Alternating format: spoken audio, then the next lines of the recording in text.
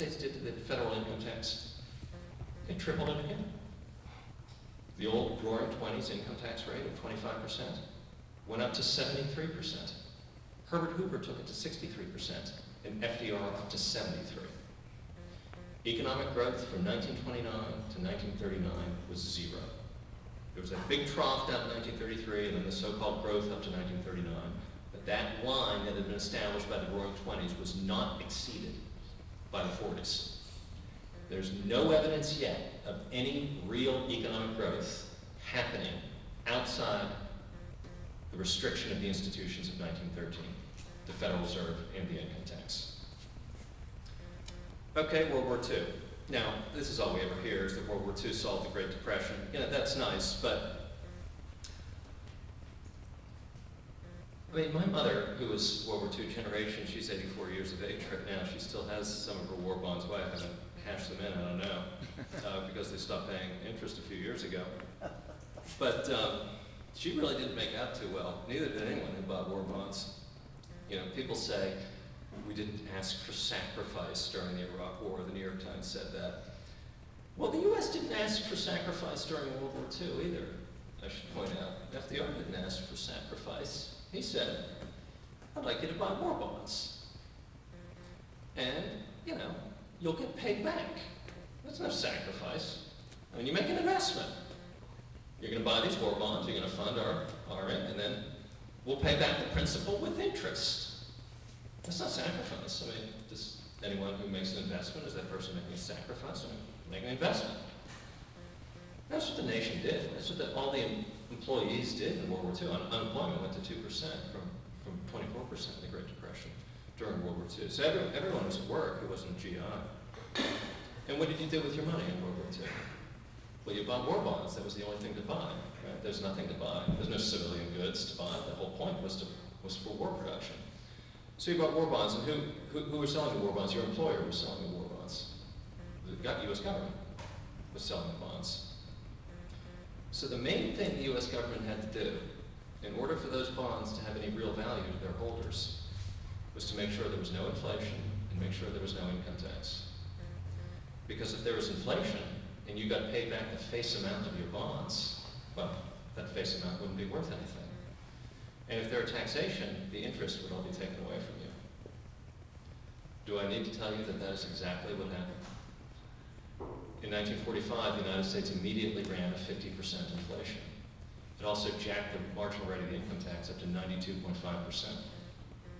So that means if you held on to your bonds at all after 1945, and most of the time you had to, you just held on to them until 1948, they were worth half what they had to be.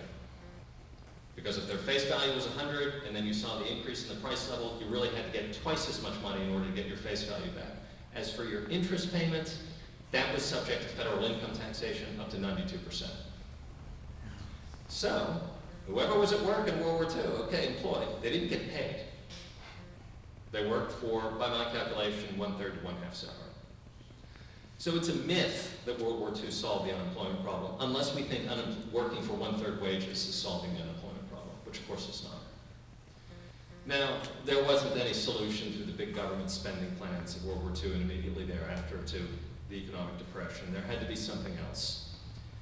When Harry Truman came into office in 1945, he was besieged by calls for a tax cut.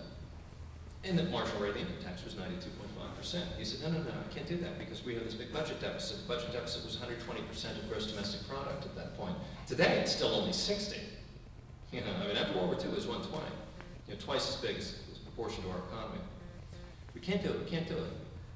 Tea Partiers, you were there in 1946. The Republicans took Congress in 1946. I mean, after all those huge landslides for the Democrats in the 1930s and early 1940s, Republicans took Congress in 1946. And what did they do? They presented Truman with a tax cut bill. And what did Truman do? He vetoed it. The Republicans overrode the veto. That's what caused post-war prosperity. That tax cut in April 1948, which had already been anticipated by the markets and the economy in 1947. By the way, that's what, if there is a Republican landslide this November, of course we all fervently are hoping and strenuously working to see that that happens, as long as the Republicans act correctly. They should do that. They should simply pass bills that the president is going to veto. Because it's funny how quickly the avalanche builds to override veto. And the evidence is already there in the historical record. It certainly happened in 1947-48. Moreover, the Federal Reserve was disciplined in that the United States after World War II, in this big agreement with its allies, said, we are going to base the dollar once again in gold. Now, it still was illegal. Did you know it was illegal for individuals to hold gold in the United States from 1934 to 1974? It's not hard to believe today. Maybe it's not so hard to believe, actually. We're probably running down that future again here if we don't get control of things. But the United States decided, with respect to foreign central banks, it was going to establish the dollar in gold. If foreign central banks had $35, they could be guaranteed an ounce of gold from the United States. So it was a functional gold standard, even though every individual could not hold gold. There were enough people around the world to whom the United States renewed its promise in 1944. We will guarantee this currency in gold, that the price level was stable after 1947.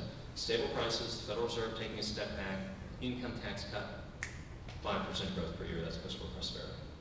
Lasts all the way until 1953. Every single episode up to now, those two institutions in 1913 taking significant steps backward.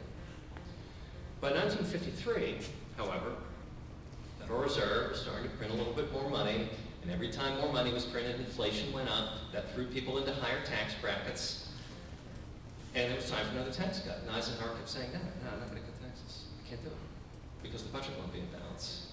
And Eisenhower's reward for this was 3 recessions in one presidency. Eisenhower's the only president to preside over 3 recessions. 1953, 1957, 1960. Only one. The record of economic growth under Eisenhower, when he refused to cut taxes for the 91% marginal rate, is the worst of any post-war president, 2.3% per year. It's hard to believe. Kennedy came into office in 1961 saying, you'll never guess what he was saying. I'm going to have the Federal Reserve loosen money and I'm going to raise taxes. That's what he said. In the face of 3 Eisenhower recessions. That's what his Council of Economic Advisors said.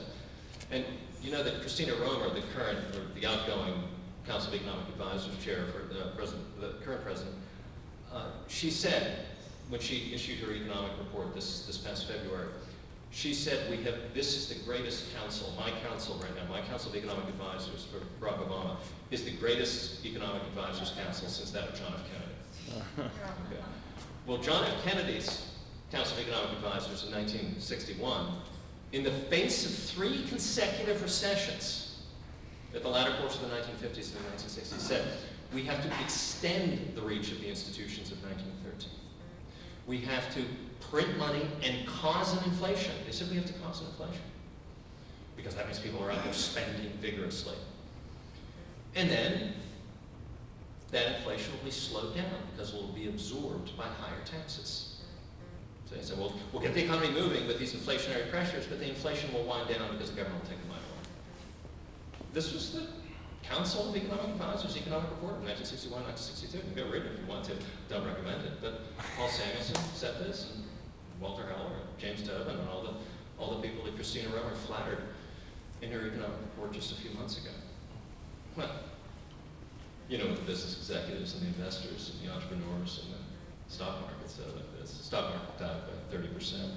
And all the forecasters said, well, welcome to the 4th recession in a row, if you're going to do that. And that's when Kennedy turned on his heels. Kennedy said, I am not going to be a one-term president who goes down in history as a failure.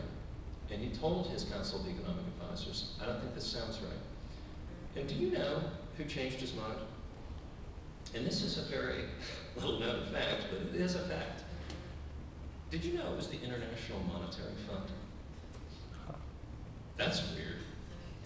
At that time, the IMF was actually a paragon of clear thinking about free markets and stable money.